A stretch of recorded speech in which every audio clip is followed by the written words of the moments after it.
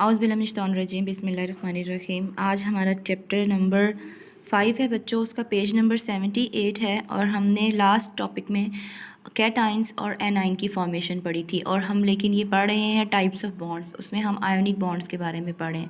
तो आज के लेक्चर में हम पढ़ेंगे आयोनिक बॉन्ड कैसे बनता है।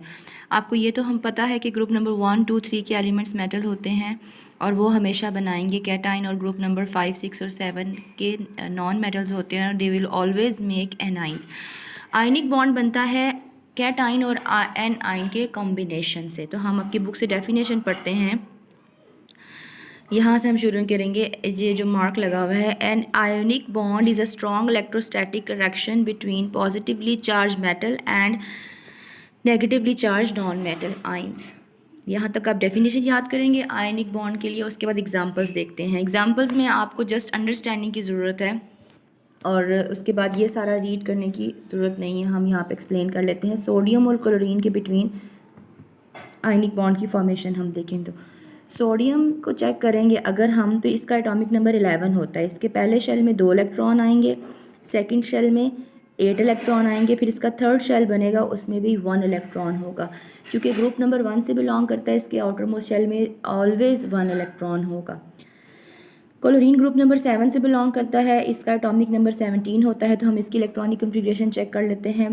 पहले शेल में 2 इलेक्ट्रॉन, सेकेंड शेल में 8 इलेक्ट्रॉन्स हैं और थर्ड शेल में 7 इलेक्ट्रॉन्स हैं। अब आप अगर देखें तो इसका भी ऑक्टेट कंप्लीट नहीं है, क्लोरीन का भी ऑक्टेट कंप्लीट नहीं है। इसके पास एक इलेक्ट्रॉन पड़ा हुआ है तो ये एक दे देगा किसी को, इसके पास एक लेने की एबिलिटी है तो ये एक ले लेगा इलेक्ट्रॉन। अब यहाँ पे देखिए रिएक्शन साइड पे क्या हुआ, सोडियम ने चूँकि एक इलेक्ट्रॉन दे दिया, इसके ऊपर पॉजिटिव का चार्ज आ गया और इसने कैटाइन बना लिया, और क्लोरीन ने चूँकि इलेक्ट्रॉन लिया है, यहाँ देखें ये डॉट में, और इसके ऊपर नेगेटिव का साइन आ गया। तो आपने सारा स्ट्रक्चर वैसे ही बनाना है और यहाँ पे ये फॉर्मेशन, ये कैटाइन फॉर्मेशन है और ये एनाइन फॉर्मेशन है।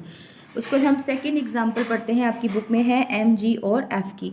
अब हम मैग्नीशियम का पहले इलेक्ट्रॉनिक स्ट्रक्चर बच्चों बना लेते हैं। ये मेटल है और ये बिलोंग करती है ग्रुप नंबर 2 से। तो हम देखते हैं इसके पहले शेल में 2 इलेक्ट्रॉन है, दूसरे में 8 है और थर्ड में इसके 2 इलेक्ट्रॉन है, क्योंकि इसका एटॉमिक नंबर 12 होता है। और अगर इसका एटॉमिक नंबर 12 है तो ये देखें 2 और 8 10 और 2 12 हो गए। इसके आउटर मोस्ट शेल में 2 इलेक्ट्रॉन, अब इसने 2 इलेक्ट्रॉन्स देने हैं। अगर तो फ्लोरीन 1 होता, अब देखें ये फ्लोरीन ग्रुप नंबर 7 से बिलोंग करता है, इसके आउटर मोस्ट शेल में 7 इलेक्ट्रॉन्स होंगे। ठीक है, ये हेलोजिन है, ग्रुप नंबर 7 से बिलोंग करता है। 1 2 3 4 5 6 और 7 9 इसका एटॉमिक नंबर होता है और ग्रुप नंबर 7 से बिलोंग करता है। अब आप देखें इसके आउटर मोस्ट शेल में 1 इलेक्ट्रॉन की जगह है। अब ये मैग्नीशियम से जब रिएक्शन करेगा तो मैग्नीशियम अपना 1 इलेक्ट्रॉन तो दे देगा इसको, लेकिन अब क्या करेगा मैग्नीशियम, दूसरा इलेक्ट्रॉन किसको देगा, तो बैलेंस होना चाहिए इनमें। अब ये क्या करेगा, एक और फ्लोरीन का एटम होगा आपके पास और वो फिर मैग्नीशियम का जो दूसरा वाला इलेक्ट्रॉन है वो दूसरे वाले फ्लोरीन को मिल जाएगा।